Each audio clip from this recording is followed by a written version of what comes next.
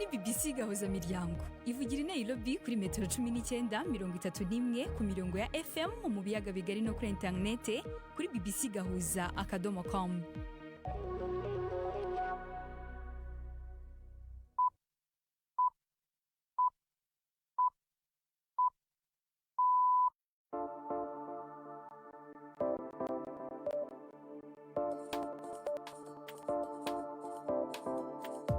Ni saa moya n'igice z'ijoro i Nairobi, ni saa 12 n'igice z'umugoroba mu Burundi no mu Rwanda. Muri kumwe na Latifa Mutesi.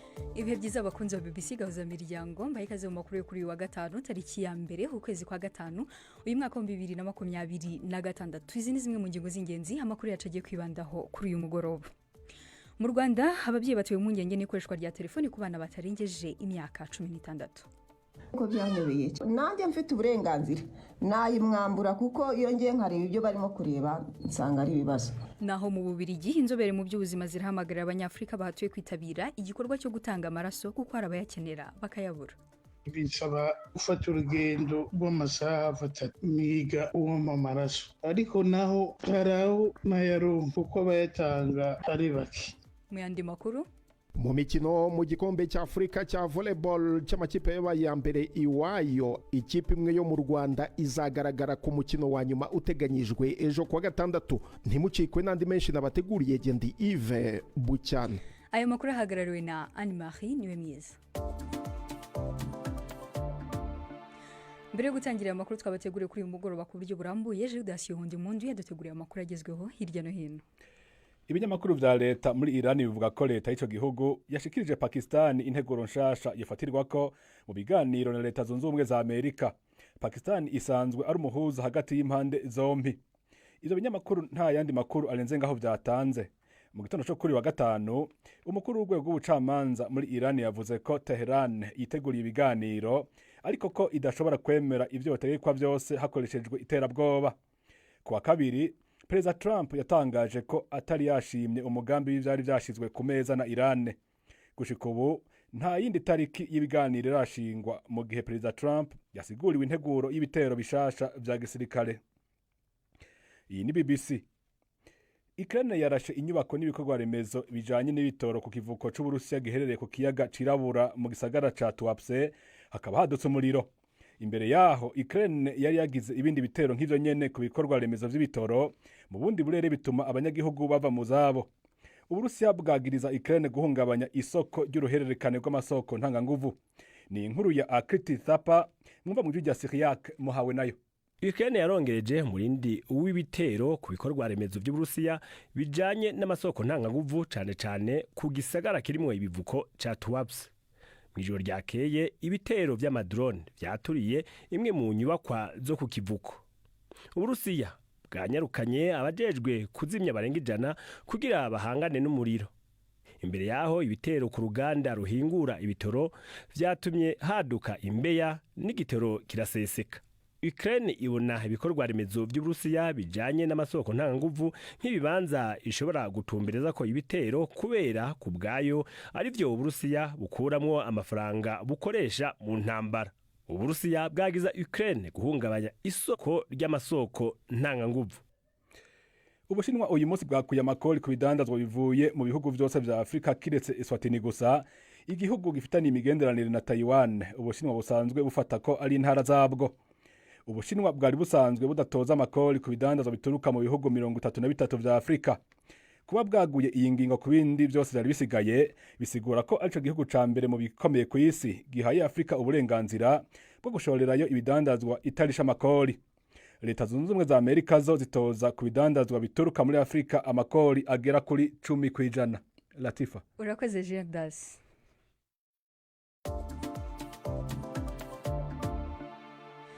Ayo makuru cyatangiye ku buryo burambuye mu gihe kuri uyu munsi ku isi yose hizihizwa umunsi wahariwe abakozi n'umurimo. Mu Burundi ihuriro ry'amashyirahamwe y'abakozi Kosibu ryashimye icyemezo cy'umukuru w'igihugu cyasohotse ejo gisubiramo uburyo bwo kubara amafaranga ahabwa umukozi wa leta igihe agiye mu kiruhuko cy'izabukuru. Iri tegeko rishya riteganya ko abagiye mu kiruhuko cy'izabukuru bazajya bahabwa amafaranga angana n'umushahara wa nyuma bahembwaga ukwezi kumwe mbere y'uko bajya muri pansiyo. Abenshi mu bajya mu zabukuru mu Burundi basanzwe bavuga ko amafaranga bahabwa ari ntica n'ikizi. Celestin Sabyimana uyobora ihuriro ry'amashyirahamwe y'abakozi kosibu mu kiganiro ryanye na mugenzi wacu Prime Ndikumagenge yasobanuye iby'ingenzi bikuye muri iri tegeko rishya riherutse gusubirwamo. Bishasha nuko mu ngingo yaryo ya kabiri rivuga yuko umukozi yakukurutse ari mu gisata ca leta ashobora kuzoronka umushahara yarageze ko imbere yuko akukuruka, imwe tuvuga salaire net. kugira umuntu yumva agereranye ubu nk'ukukurutse yaronka agahembo kangana gutugeranije n'umushahara yabagezeko. Nk'abahembwa nkana ryashira hamwe INSS riteganiriza kazoza abakozi, hari ukuntu babiharura, ugahura baharura imyaka ukoze, ugahura uronse nk'ibice 50 by'umushahara wahorako canke mbere binarenga.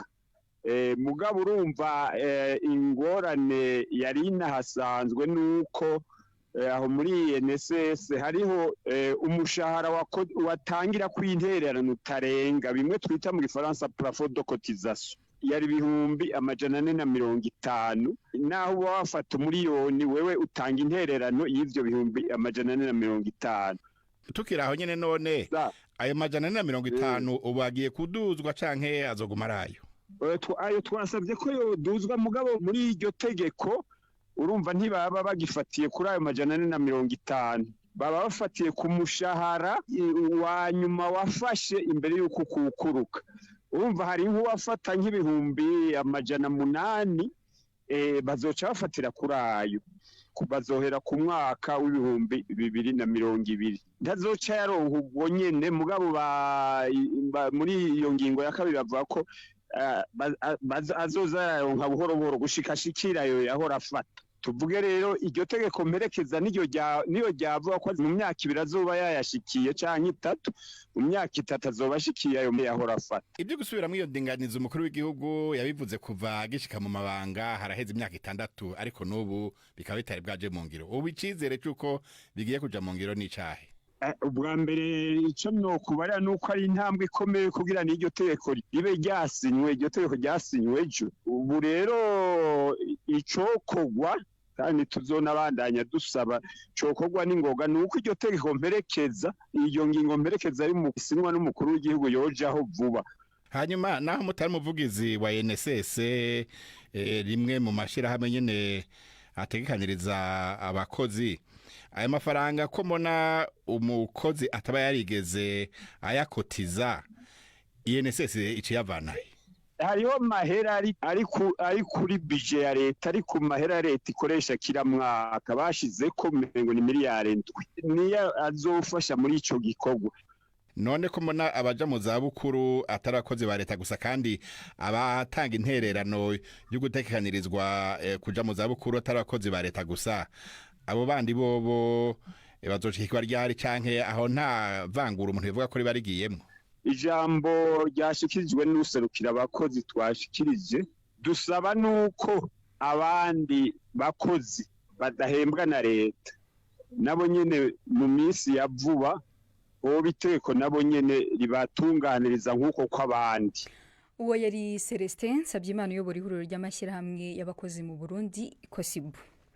Dukomereje mu Rwanda, leta y'iki gihugu iravuga ko iri mu myiteguro yo gushyiraho uburyo bwo gukumira abana bato ku mbuga nkoranyambaga zikunze kuvugwa ko zibangiza. Uyu mugambi uteganya ko umwana utarengeje imyaka 16 atazemererwa gufungura konti ku mbuga nkoranyambaga. Ibi bigamije kurinda abana ingeso mbi bakura kuri izo mbuga, zirimo nko gukoresha ibiyobyabwenge ndetse no kwishora mu busambanyi imburagihe. Ni inkuru twateguriwe na Jean-Claude Mwambutsa.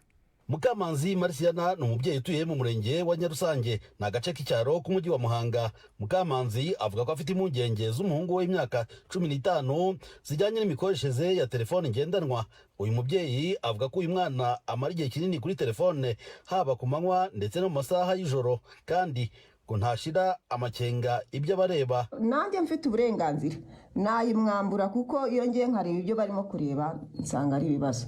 Bakarara ku meza saa 8 nkabyuka nkasanga ara ku meza meza cyayumiranye nayo, havuga nti wagiye kuryama wa mwana, kandi n'abana bararana. Nabishyikiriye taca akayamburwa.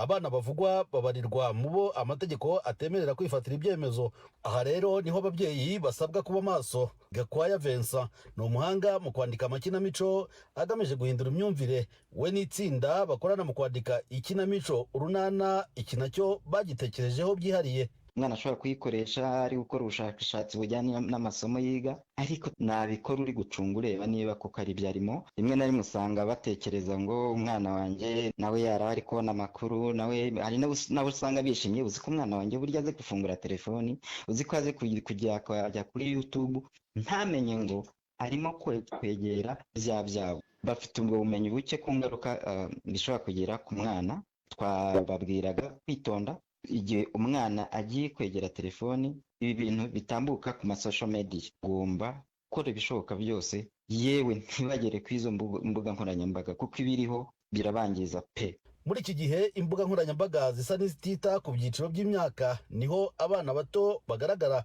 benshi barushanwa gukurura umubare munini w'ababakurikira. Leta y'u Rwanda ivuga ko ifite umugambi wo gushyiraho uburyo abana bato barindwa iri koranabuhanga, bivugwa ko ryangiza abatari bake.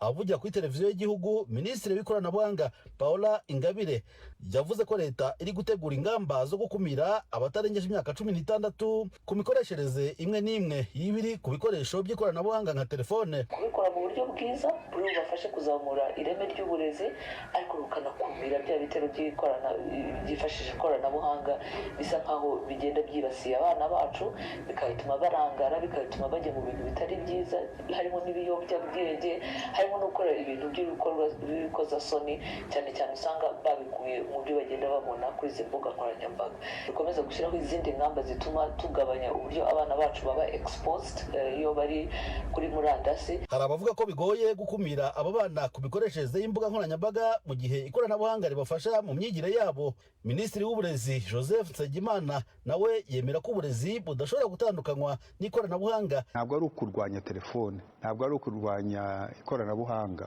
ahubwo no kugira ngo dufashe amashuri gutanga uburezi buhamye. Hari ibikoresho biba biri ku ishuri, iyo mwarimu abatumye kugira icyo bakora, ari ubushakashatsi ndetse hari n'ibindi bategura, bakoresha izo smart classroom cyangwa se ibindi bikoresho bafite ku ishuri, kandi bigakorwa mu buryo umwarimu afite kontroli uburyo abikoresha. Imibare itangwa n'ikigo cy'igihugu kigenzura uru rwego RURA ivuga ko abantu basaga miliyoni 9.5 mu gihugu cyose bafite imirongo ya telefone. 34% muri bo bakaba bafite telefone zigezweho cyangwa smartphones. Gusa ntibyoroshye kumenya izikoreshwa n'aba bana bato kuko izo batunze ziba zibaruye ku bantu bakuru. Jean Claude Mwambutsa, BBC Gahuza Miryango, i Kigali. Arakoze Jean Claude Mwambutsa. Wahoze ari perezida wa Repubulika ya Demokarasi ya Kongo Joseph Kabila yatangaje ko yatunguwe n'ibihano yafatiwe na Leta Zunze Ubumwe za Amerika, avuga ko ari ibihano bidakwiye kandi bidafite ishingiro, mu gihe Washington na Kinshasa bo bamushinje gufasha umutwe wa AFC M23. Iyi nkuru reka tuyibaze Anne Marie niwe mwiza. Mu itangazo ryasohotse bivugwa ko riturutse mu biro bye, Kabila avuga ko ibyo bihano bishingiye ku birego bidafite ibimenyetso bifatika ndetse ko byubakiye ku byo yise imvugo za politike n'ubutegetsi buriho i Kinshasa. Ibi bije mu gihe ubutegetsi bwa Amerika bufatanyije na leta ya Kongo bushinja Kabila gufasha umutwe wa AFC M23, ndetse kubera iyo mpamvu urukiko rukaba ruherutse kumukatira igihano cyo gupfa. Ibihano Kabila yafatiwe bikurikiye ibindi Amerika yari yarafatiye bamwe mu basirikare bakuru b'u Rwanda bashinjwa kugira uruhare mu gufasha umutwe wa M23. Ku ruhande rwa Kabila avuga ko ibi bihano bishobora gusobanurwa nko gushyigikira igitugu ndetse no gucecekesha abatavuga rumwe n'ubutegetsi. Nubwo bimeze bityo, Kabila avuga ko hakomeje gukora ibishoboka byose kugira ngo haboneke impinduka mu buyobozi bwa Kinshasa, ariko agaragaza ko yifuza ko byagerwaho binyuze mu nzira y'amahoro. Arakoze Anne Marie niwe mwiza. Aya ni amakuru ya BBC Gahuza Miryango. Reka dufate akaruhuko gato turagaruka mu kanya.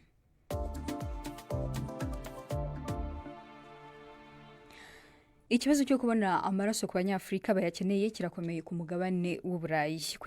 Kuyatangwa akabikwa kugira ngo azahabwe abarwayi bayakeneye kwa muganga, haya abanyafrika angana na 2% gusa, mu gihe nko mu Bubiligi abanyafrika bangana n'9% by'abaturage bose baba muri icyo gihugu. Minisiteri z'ubuzima mu bihugu bigize umuryango w'ubumwe bw'Uburayi hamwe n'inzobere mu by'ubuzima barahamagarira abanyafrika kwitabira cyane igikorwa cyo gutanga amaraso. Byinshi kuri iyi nkuru reka tubibaze mugenzi wacu Ale Majesté Barenga uri mu Bubiligi. nk'uko icegeranyo ca vuba mu bushikiranganji bw'amagara y'abantu mu bihugu bigize ubumwe bwa buraya co mwaka wa 2025 kivyerekana amaraso y'abafise amamuko muri Afrika baba ku mugabane wa buraya ni make cane kuko atarenga ibice 2%. Ivyo navyo bigatera ingorane mu kubavura indwara zimwe zimwe zisaba kongerezwa amaraso. Dr Fernand Hakizimana numuhinga mu bijanye n'itunganywa n'itegwa ry'amaraso mu gihugu c'Ubirigi yemeza ko yari ingorane ikomeye. Hamaze igihenga muri buraya muri rusangi hari ikibazo c'amaraso, ubwoko bw'amaraso cyane cyane bw'abantu bakomoka muri Afrika bita amasugroupe les phénotypes ziri rare. Rero amaraso y'abanyafrika ivyigwa vyakozwe vyerekanye yuko aha mu Birigi bafise ibice bitarenga bibiri kubera hagiye haraba abantu bagiye baraja mu bihugu baza ngaha muri buraya bava mu bihugu bitandukanye vyatumye ingwara zitandukanye zitabaho kera ngaha muri buraya nk'abana bagwara ivyo bita drepanocytose bakenera amaraso ku bwinshi canke ku ngwara z'amakanser zagiye ziraba nyinshi ugasanga abantu bakenera amaraso incuro nyinshi. Hari igihe bishika yuko tubura amaraso ajanye n'umugwi nyezina uwo muntu agwaye. Ivyo kandi biremezwa na Michel Makuza no murundi w'imyaka 43 afise urusukirane rw'ingwara twahuriye ku bitaro vya Saint Pierre Buruseli aho yagenza amasare nga 3 ahiga amaraso ajanye n'ubwoko bwiwe. Jewe mfise ingwara zine zidakira zisaba kuguma ntegwa amaraso. Mfise ingwara ya kanseri y'urwagasha, nkagira ingwara y'amafyigo, ndafise n'umugera wa sida kandi bisaba kuba nantera amaraso. Nico kibazo kuko bambwira ko nkeneye umugwi w'amaraso uhuye n'amamuko yanjye kugira umubiri wigwanire neza. Ariko rero homba abirabure baba ni bake cyane, benshi bari bisaba rero gufata urugendo rw'amasaha 3 nja i Bruxelles miga uwampa amaraso, ariko naho haraho nayaronka kuko abayatanga ari bake. None nubwo bwoko bw'amaraso abanyafrika canke abirabure bisangije. Dr Fernand Hakizimana araduha umuco. Twisangije bita le phénotype n'akantu kaba kari mu maraso umuntu wese agendana yaremano, ariko phénotype y'abanyafrika ni ibintu bita petite petite ni mu majami ni umugwa amaraso usanga utaboneka cyane ngaha mu migwi y'amaraso ngiyageje kubivuga muri rusange. Hari imigwi irenga 340 ingahe arenga 350. Rero umva twe twinjira tugeze gutanga amaraso kugira ngo umuntu amaraso atewe ntagire ikintu na kimwe c'ingwane yogira. Kubera iryo kena abarundi baba mu Birigi bafatikanje n'ishiramwe ritabara imbabare kwahuje ry'ububirigi baragira isekeza ryo gutorokanya ayo maraso asanzwe akenye. Axel numwe mu bitavye iyo sekeza tumusanze mu kibanza ca kaminuza ya Seri Buruseli aratubwira icatumye yitaba ko kamo. Uko rero hari abarundi tuba turi ngaha canke abanyafrika tuba turi ngaha hagize ushaka gutegwa ayo maraso ntaheza ngo aboneke vyoroshe kubera ko twebwe tudasanzwe dufise umuco wo kuyatanga. Nico gituma nagize akigoro kugira ngo nanje ntange amaraso kugira ngo niyo hagira jewe canke uwundi muri bene wacu akina gutegwa amaraso azoshobore kuronka amaraso vyoroshe. Ikigo Fondation Baudouin gikunze gukora ibiharuro mu gihugu c'Ububirigi kubimukira cerekana ko abashika hafi umuriyoni bamuka muri Afrika baba mu Birigi. Ivyo navyo akaba ari ice birenga 9% by'ababa mu Birigi bose. Abo mu gisata c'amagara y'abantu bakaba bavuga ko bifuza ko amaraso yabo muri uwo mugwi asanzwe ariho yova ku bice bibiri hakaboneka niburi ibice 10% kugira hafashwe abakeneye kuvugwa. I Buruseli mu Birigi, Alain Majesté Barenga. Mugenzi wacu Alain Majesté Barenga arakoze cyane. Maria Avila wahoze ari umukozi wo mu rugo rw'umuhanzi w'umunyamerika Chris Brown yajyanye iki cyamamare mu rukiko kubera ko imbwa ye yigeze kumurigika mukomeretsa bikabije. Naho Spotify yo yashyizeho uburyo bugamije gufasha abayikoresha kumenya niba abahanzi bari kuri urwo rubuga ari abantu nyabaho kuba basanzwe abakozwe n'ubwenge buhangano bwa AI. Benjamin yo kwizerwa harakomeza ntaya makuru ku buryo burambuye. Wahoze ari umukozi wo mu rugo rw'umuhanzi w'umunyamerika Chris Brown, Maria Avila yakomeje guhatiriza urukiko kumwemerera gutanga amafoto agaragaza ibikomere bikomeye avuga ko yatewe n'imbwa y'uyu muhanzi. Urubanza rwatangiye mu mwaka wa 2020 aho Maria Avila arega Chris Brown ubugizi bwa nabi amusaba indishyi ingana na miliyoni 90 z'amadolari ya Amerika bitewe n'ingaruka avuga ko yatewe no kuribwa n'imbwa y'uyu muhanzi. Mu nyandiko zatanzwe mu rukiko, Avila asobanura ko ayo mafoto atagaragaza ibikomere byo ku mubiri gusa, ahubwo ko anagaragaza uburibwe, ububabare n'ihungabana rikomeye yatewe n'ibyamubayeho. Ku rundi ruhande, Chris Brown nawe ntiyicaye ubusa kuko arimo kugerageza kubuza ko amateka yo mu bihe byashize ashyirwa mu rukiko. ibyo nabyo bikomeje guteza impaka aho bamwe bavuga ko ayo mateka ashobora kugira icyo atangaza ku mico n'imyitwarire y'uregwa mu gihe abandi bavuga ko bidakwiye kwivanga mu rubanza ruriho ubu. Urukiko ruteganyije kongera kuburanisha uru rubanza ku wa 15 z'ukwezi kwa gatandatu aho hitezwe kureba niba ayo mafoto azemezwa nk'ibimenyetso cyangwa se niba azafatwa nk'atemewe. Ayandi makuru reka tuyakomereze ku rubuga rwa Spotify aho uru rubuga rukoreshwa cyane mu kumva imiziki ku isi rwatangaje ko rugiye gushyiraho ikimenyetso cyitwa Verified by Spotify kizafasha abayikoresha kumenya niba umuhanzi ari umuntu nyakuri aho kuba uwakozwe n'ubuhanga bw'ubwenge buhangano AI. Iki kimenyetso kizagaragazwa n'akamenyetso k'icyatsi hamwe n'amagambo Verified by Spotify ku izina ry'umuhanzi, ariko kikazahabwa gusa abujuje ibisabwa bigaragaza ukuri kwabo nko kugira imbuga nkoranyambaga zihujwe na konti yabo, ibikorwa bihoraho by'ababakurikirana cyangwa ibindi bimenyetso nk'ibitaramo n'ibicuruzwa by'umuhanzi. Spotify ivuga ko abahanzi barenga 99% bashakishwa n'abakoresha urubuga bazaba bafite iki kimenyetso, cyane cyane abatanze umusanzu ukomeye mu muziki aho guha umwanya ibyo yise content farms. Nubwo bimeze bityo, bamwe mu bakoresha imbuga nkoranyambaga bavuga ko iki kimenyetso kitazerekana niba umuziki ubwawo wakozwe nta AI yakoreshejwe, ahubwo kizerekana gusa ko umuhanzi ari umuntu. Benjamin harakoze cyane. Dukomereje mu makuru y'imikino twateguriwe na Yves Bucyana. Mwireho neza abakunzi b'imikino kuri BBC. Mpere mu Rwanda mu mukino wa volleyball, ikipe ya REG na Polisi, ayo ni amakipe yo mu Rwanda ari guhatana bikomeye ku kibuga cya BK Arena, umukino wa kimwe cya kabiri kirangiza w'igikombe cya Afurika cy'amakipe yabaye ya mbere iwayo. Ikipe itsinda ikazahura n'itsinda hagati y'amakipe abiri nayo yo mu gihugu cya Misiri, Petrojet na Al Ahly. Umukino wa nyuma ukazaba ku munsi w'ejo. Mu mupira w'amaguru nkiri mu Rwanda, umukino uvugwa cyane nuzahuza ku munsi w'ejo ku kibuga cy'Amahoro ikipe ya Rayon Sport n'ikipe ya APR FC. Muri shampiyona y'Ubwongereza ejo kuwa gatandatu, Arsenal ifite amahirwe yo gushyiramo ikinyuranyo cy'amanota 6 hagati yayo na Manchester City niramuka itsinze Fulham, mu gihe City yo itegereza kuwa mbere ikina na Everton kugira ngo yongere ishyire igitutu kuri Arsenal. Mu yindi mikino iteganyijwe, umukino ukomeye uzahuza ku cyumweru ikipe ya Manchester United imanuka mu kibuga Old Trafford gukina na Liverpool. Amakipe yombi ararwanira kuba muri 5 ya mbere azakina Champions League. United yongereye amasezerano y'umukinnyi wayo wo hagati Kobbie Mainoo wasinye amasezerano mashya azagera mu mwaka w'2031, bishyira iherezo ku gihirahiro cyari kimaze amezi ku hazaza he. Mainoo w'imyaka 21 yakuriye mu ishuri ry'umupira rya United yari yashyizwe ku gatebe n'uwari umutoza Ruben Amorim. Ibi byatumye asaba kwerekeza mu ikipe ya Napoli yo mu Butaliyani nk'intizanyo. United irabyanga. Ni mu gihe ikipe ya Liverpool yo yiteze ko Mohamed Salah azagaruka mu kibuga mbere yuko uyu mwaka w'imikino urangira, nyuma y'imvune yagize bituma asohoka mu kibuga mu mukino wabahuzaga na Crystal Palace kuwa gatandatu ushize. Hari impungenge ko uyu rutahizamu w'imyaka 33 yaba yarakinnye umukino we wa nyuma muri iyi kipe ubwo yasohokaga mu gice cya kabiri cy'umukino, bikekwa ko yagize ikibazo cy'imvune yo mu gatsinsino. Salah aherutse gutangaza mu kwezi gushize ko azava muri iyi kipe nyuma y'imyaka 9 y'ibihe by'uburyohe yagiriye ku kibuga cya Anfield, aho yatsinze ibitego 257 mu mikino 435 yakiniye Liverpool. Birashoboka cyane ko atazagaragara muri uyu mukino uzabahuza na Manchester United. Nkiri mu Bwongereza kandi, Ashley Young wahoze akinira ikipe y'igihugu y'Ubwongereza yatangaje ko asezeye ku mupira w'amaguru afite imyaka 40. Young yatangiriye urugendo rwe mu ikipe ya Watford mbere yo gukomereza muri Aston Villa, Manchester United na Inter Milan ndetse na Everton.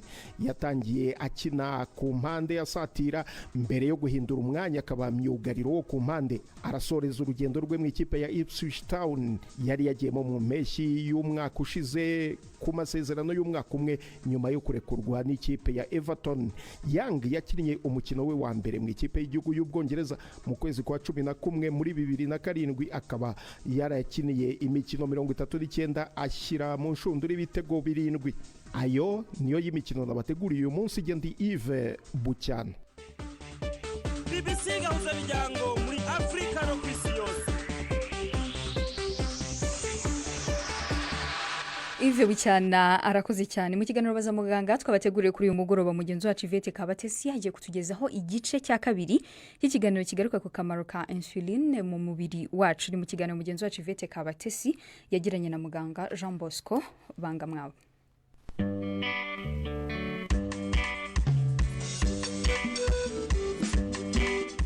Mwireho neza. Insuline ni umwe mu misemburo ituma umubiri w'umuntu ubasha gukoresha neza isukari dufata mu biribwa cyangwa mu binyobwa. Ubushize muganga yadusobanuriye ko iyo uwo musemburo uhungabanye ari byo bishobora gutera diabete cyangwa indwara y'isukari. Gusa ngo si bwo burwayi bwonyine bushobora guterwa n'imikorere itari myiza ya insuline. Ni mu gice cya kabiri na muganga Jean Bosco Bangamwabo mu bitaro bya Kaminuza bya Kigali. Hari ibindi bishobora gutuma umuntu agira insuline ikaba nyinshi idakenewe atari nko afite diabete. Nkuko twigeze kuvuga inyama yitwa impindura cyangwa pankira mu ndimi z'amahanga, iriya nyama ishobora gufatwa n'ubundi burwayi nk'ibibyimba iyo twita insulinoma. Bityo bikavuga ko twaduserire twabaye twinshi bijyanye n'utwagombye gukorwa, bityo umusemburo wa insuline ukaba mwinshi. Niho hahandi hari ibizami kwa muganga tubakorera, tukaba twanakora n'ibyo twita no guca mu byuma tukareba ni hehe hari ikibyimba icyo by'umwihariko kuri pankreya kiba gishobora kuba kirimo gufasha impindura gukora umusemburo mwinshi wa insuline. Ariko se iyo insuline ihungabanye umuntu akagera ku burwayi bwa diabete, ingaruka ziza ku mubiri nizihe? Ingaruka ni nyinshi, guhera buriya ku mutwe kugera ku ino hose. Ni urwego buriya muntu ufite diabete birongera ibyago by'uko azagira stroke, imitsi y'amaraso ntijye kugaburira neza ubwonko, ikaziba amaraso ntagire aho agomba kugira, azarwara amaso cyane by'umwihariko ibyo twita diabetic retinopathy.